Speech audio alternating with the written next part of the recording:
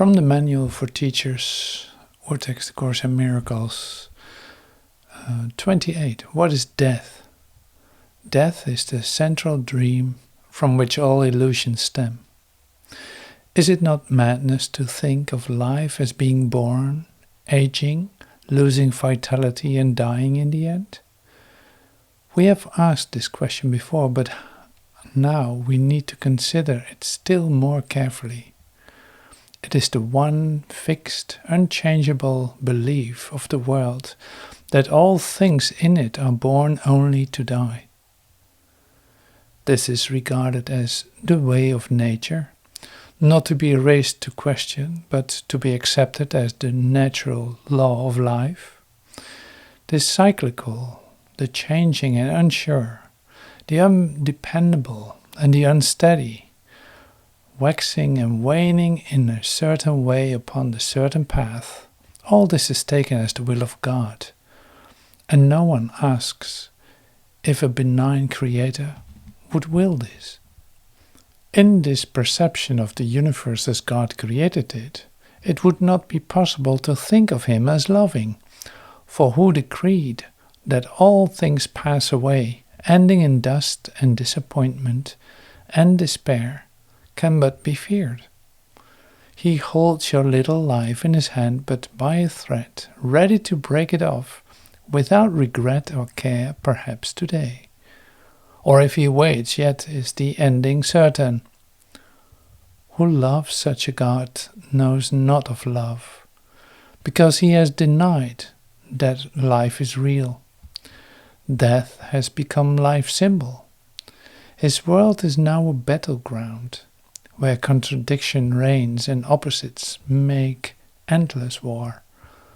Where there is death, is peace impossible. Death is the symbol of the fear of God. His love is blotted out in the idea which holds it from awareness like a shield held to obscure the sun. The grimness of the symbol is enough to show it cannot coexist with God. It holds an image of the Son of God in which he is laid to rest, in devastation's arms where worms await to greet him, to last a little while by his destruction. Yet the worms as well are doomed to be destroyed as certainly, and so do all things live because of death. Deferring is nature's law of life. God is insane and fear alone is real. The curious belief that there is a part of dying things that may go on apart from what will die does not proclaim a loving God, nor re-establish any grounds for trust. If death is real for anything, there is no life. Death denies life. But if there is reality in life, death is denied. No compromise in this is possible. There is either a God of fear or one of love. The world attempts 1,000 compromises and will attempt 1,000 more. Not one can be acceptable to God's teachers, because not one could be acceptable to God. He did not make death because he did not make fear.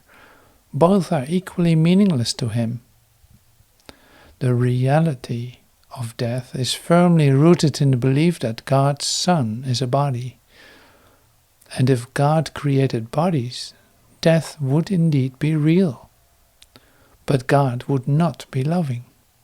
There is no point at which the contrast between perception of the real world and that of the world of illusions becomes more sharply evident.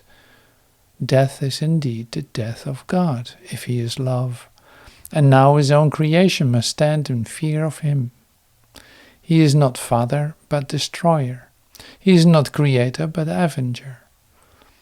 Terrible his thoughts, and fearful his image. To look on his creation is to die. And the last to be overcome will be death. Of course, without the idea of death there is no world. All dreams will end in this one.